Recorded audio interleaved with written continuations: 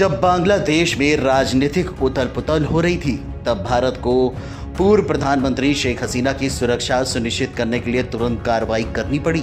शेख हसीना उस समय अपना देश छोड़ रही थी। सुरक्षा एजेंसियों ने हर संभावना के लिए तैयारियां भी की, क्योंकि पूर्व पीएम शेख हसीना वायुसेना के एक जेट विमान से भारत की ओर बढ़ रही थी। दोपहर करीब 3 बजे होंगे। भारतीय वायुसेना के रडार ने बांग्लादेश से भारतीय सीमा की ओर एक कम उड़ान वाला विमान आते हुए देखा।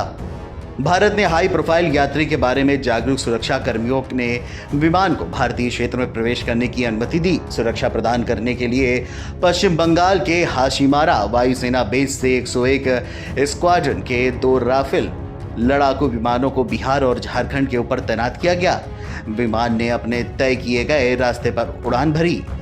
वहीं जमीन पर मौजूद एजेंसियों ने लगातार नजर रखी। विमान और भारत के शीर्ष सुरक्षा अधिकारियों के बीच लगातार संपर्क बना रहा था। भारतीय वायुसेना प्रमुख air chief marshal BR Chaudhari और थल सेना प्रमुख जनरल उपेंद्र द्विवेदी ने स्थिति पर कड़ी नजर रखी। इसके बाद एक हाई लेवल बैठक बुलाई गई, जिसमें खुफिया एजेंसियों के प्रमुख जनरल द्विवेदी और इंटीग्रेटेड डिफेंस स्टाफ प्रमुख लेफ्टिनेंट जनरल जॉनसन फिलिप मैथ्यूज शामिल हुए।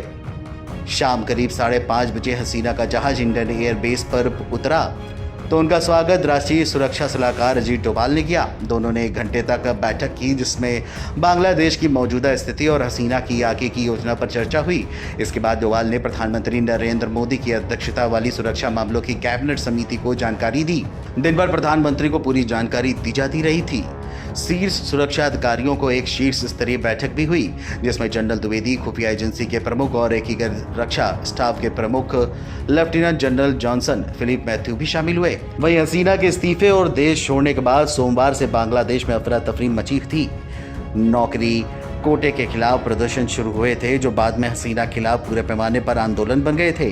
इन जबरदस्त प्रदर्शनों पर कार्रवाई के बाद पीएम हसीना ने इस्तीफा दे दिया था। जैसे ही हसीना के इस्तीफे की खबर फैली, उग्र भीड़ सड़कों पर उतरी।